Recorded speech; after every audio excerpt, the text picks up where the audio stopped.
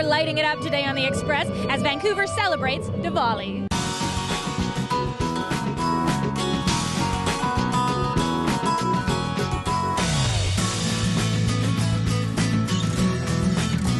On today's show, Rangoli is a design where we take either loose rice or loose sand and we make patterns with it on the ground. The meaning of Rangoli designs. Paint inside. Today, the children at the Renfrew Community Centre are learning the Indian art of diya decoration. The symbolism of diya lanterns. The Mendi designs are gorgeous and they're accessible. Tradition and Mendi art. They're invited to perform at around 50 events a year. And a modern take on Bhangra dance. Happy Diwali! See that and more from this South Asian Festival of Lights. Welcome to the Express. I'm Johanna Ward, and the next half hour is dedicated to celebrating Diwali, the Festival of Lights, starting with a group of creative kids who are making sure that the symbolism of this festival isn't lost as they learn the ancient art of lantern making. When it comes to Diwali, you probably know Bhangra dancing. But do you know diya painting?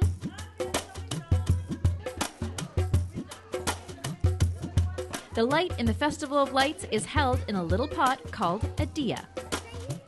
The diya is a traditional oil lamp that is used in India sort of to replace a candle. The diya is used during prayer ceremonies and it represents the elimination of darkness. It represents knowledge, it represents good, and it's beautiful, it's decorative. And in Diwali, it's the main fixture for all the decorations. Let's go and do some painting. Come on, children. We're going to put a nice design, paint inside. Today, the children at the Renfrew Community Centre are learning the Indian art of diya decoration.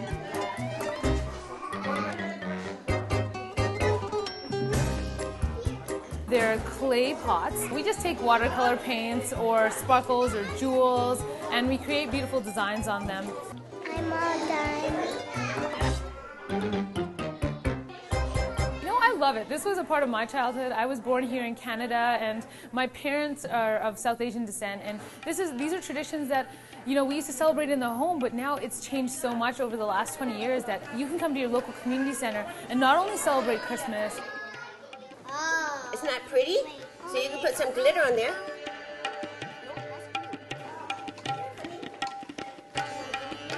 The diya has meaning for the Hindu and Sikh religions and is often found in temple settings. But these days, it's just as easy to have a diya around the home. This time of year is a time for rebirth. It's the new year. So light is always something that is inspiring, and we use light as a purification. So not only does it dispel the darkness, it creates hope and it creates direction. Diwali is also becoming the fabric of Vancouver, which makes me really happy and proud. Happy Diwali! I'm Erin Shaw in Vancouver for The Express. Diyas can be made of clay in this case, or brass, or in Erin's case, paper, which I think is a great example of faith at work.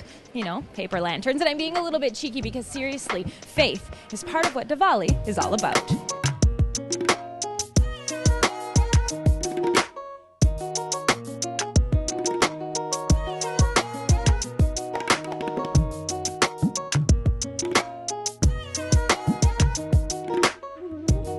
Coming up, the meaning and the message. Religion, faith, culture, language, and it focuses on very universal principles: light over darkness, goodness over evil, prosperity over poverty, and enlightenment over blind faith. Plus, Mendi artist Nazil Kara. Mendi is a natural dye. It is derived from a henna plant. So many beautiful South Asian arts and artists. Jada's working hard on her lantern here, and we have some pretty amazing talent up next. A Bhangra group that's getting international attention, the UBC Girls. They're invited to perform at around 50 events a year.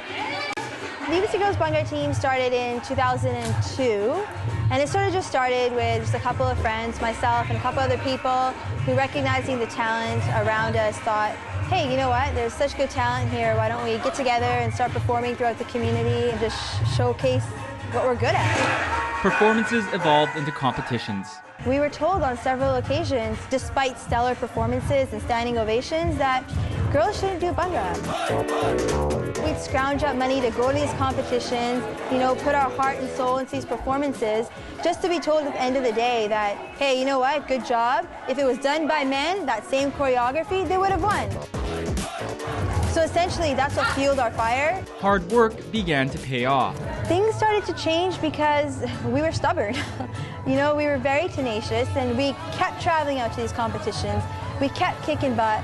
We were working hard. Our choreography was always very good, so it was hard after a while for judges to say, no, you're not good enough. And it was also hard for them to ignore the cheers of a burgeoning fan base. It's a representation of all women. By 2004, they were winning.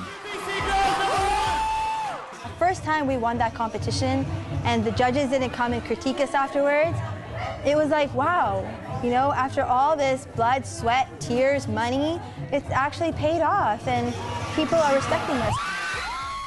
The feeling was, honestly, it was awesome. And that drove us to be like, you know what, let's keep doing this. Give it up for the UBC girls! We'd have all these amazing fans all over the US, but our family and friends never really got to see all the hard work that we put in. So the first competition in Vancouver was exciting. Our friends came out, our families came out, the skeptics came out, and they were really, really pleased, and we were very excited. Some of the members performed at the Junos earlier this year. Some of the members are performing at the Olympics. We've been offered spots at BBC. We were featured in the Canadian National Geographic magazine.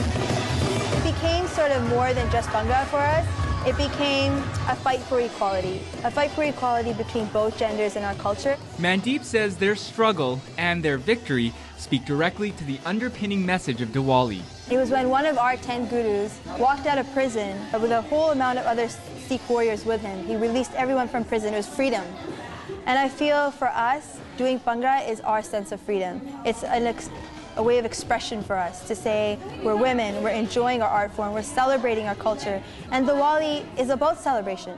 The UBC girls! And thanks to the UBC girls, everyone can now share in that celebration. Amazing job. You deserve it. In Surrey, I'm Peter Kim for The Express.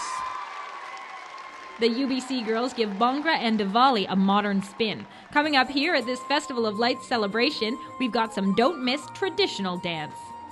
Another classic for Diwali. Let's see if you can guess what it is. The Egyptians first discovered it and used it as makeup. Now it's used at special celebrations like this one. Traditionally in South Asian culture, mehndi is used for special occasions such as weddings.